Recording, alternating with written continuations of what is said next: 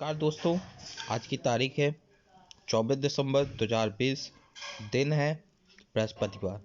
दोस्तों, हम बात करेंगे करंट अफेयर्स की जो इस सप्ताह बहुत महत्वपूर्ण है। हम बात करते हैं पहला क्वेश्चन।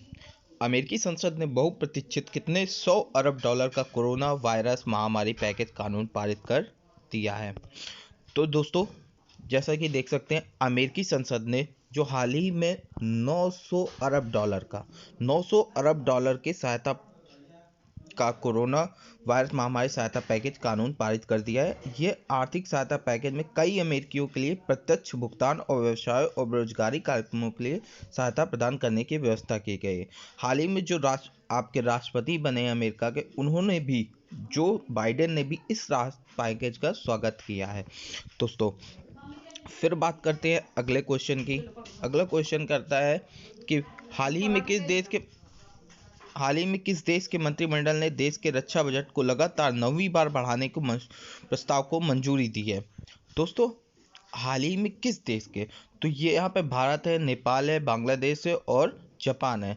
तो हम बात करते हैं जापान की। तो जापान के रक्षा मंत्री ने देश के रक्षा बजट को बढ़ाने की 9वीं बार बढ़ाने के प्रस्ताव को मंजूरी दे दी गई है। जापान के मंत्रिमंडल ने दी है। यह बजट मौजूदा वित्त वर्ष के रक्षा बजट से 1.1% अधिक होगा तथा वित्त वर्ष 2021 में रिकॉर्ड 5.34 ट्रिलियन येन, जो कि 51.7 अरब अमेरिकी डॉलर का रक्षा बजट है, के बराबर होगा।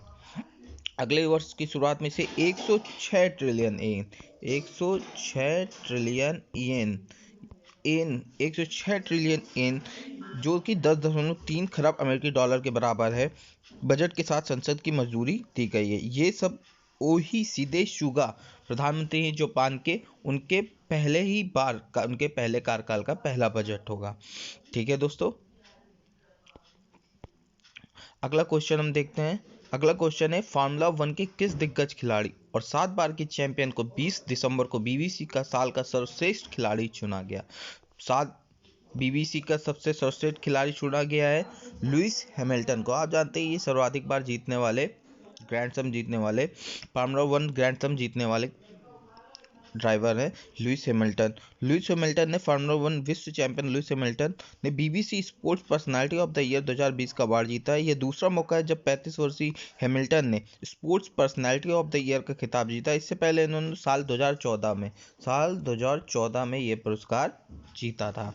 ठीक है दोस्तों, अगला क्वेश्चन है, राष्ट्रीय पुरस्कार से सम्मानित हाल ही में किस फिल्म निर्देशक व वरिष्ठ अभिनेता का दक्षिण कोलकाता में निधन हो गया है।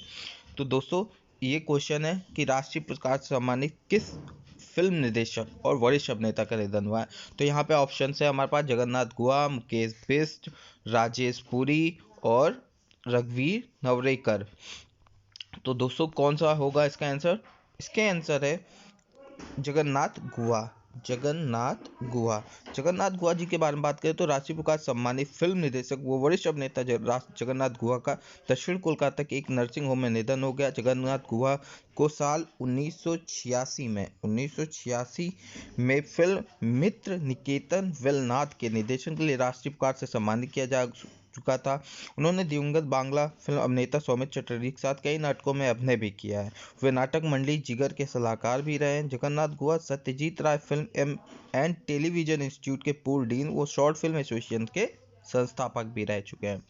अगला क्वेश्चन है, निम्न में से किस दिग्गज फिल्म अभिनेता को अमेरिका के न्यू जर्सी में लाइफ टाइम अचीवमेंट अवार्ड से सम्मानित किया गया है। हमारे पास ऑप्शन है अजय देवगन, सलमान खान, धर्मेंद्र, हर्षवर्धन। तो हमारा ऑप्शन क्या होगा? अजय देवगन होगा, सलमान खान, धर्मेंद्र या हर्षवर्धन? दोस्तों, इसका आंसर है धर्मेंद्र को अमेरिका के न्यू जर्सी में लाइफ टाइम अचीवमेंट के अवार्ड से सम्मानित किया गया है। इन्हें सेनेट और जनरल असेंबली द्वारा जॉइंट लेजिस्लेटिव रेजोल्यूशन पास करके धर्मेंद्र को लाइफ टाइम अचीवमेंट से सम्मानित करने का फैसला किया है।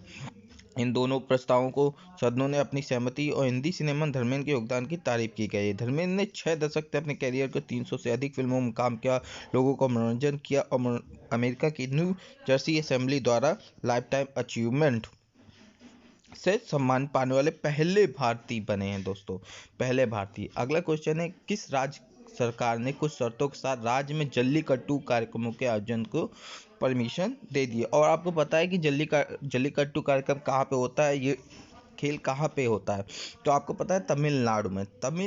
तो तमिलनाडु राज्य सरकार ने जल्लीकट्टू कार्यक्रमों को आयोजन की परमिशन दी है कुछ शर्तों के साथ। जल्लीकट्टू खेल में खिलाड़ियों की संख्या 300, जबकि सांडों की संख्या 150 से अधिक नहीं होती। खिलाड़ी कितने होते हैं? 300, और जो सांड होते हैं उनकी संख्या होती है 150 से अधिक नहीं होती, 150 से अधिक नहीं होती है। लेकिन आजकल कोविड-19 चल रहा है, जिसके कारण सबको नेगेटिव सर्टिफिकेट देना होगा, और खुले स्थानों में दर्शकों की संख्या सिर्फ पहले के 50% ही रहेगी। पहले की कितनी रहेगी दोस्तों? पहले की 50%, सिर्फ 50% ही दर्शक मौजूद रहेंगे। अब बात करते हैं विश्व अल्पसंख्यक दिवस में निम्न में से किस दिन मनाया जाता है? विश्व अल्पसंख्यक दिवस निम्न में से किस दिन मनाया जाता है? तो आपको बताना चाहेंगे अल्पसंख्यक दिवस निम्न में से किस दिन मनाया जाता है? तो 18 दिसंबर को इस बार का अल्पसंख्यक दिवस मनाया गया। ये विश्व भर में मनाया गया।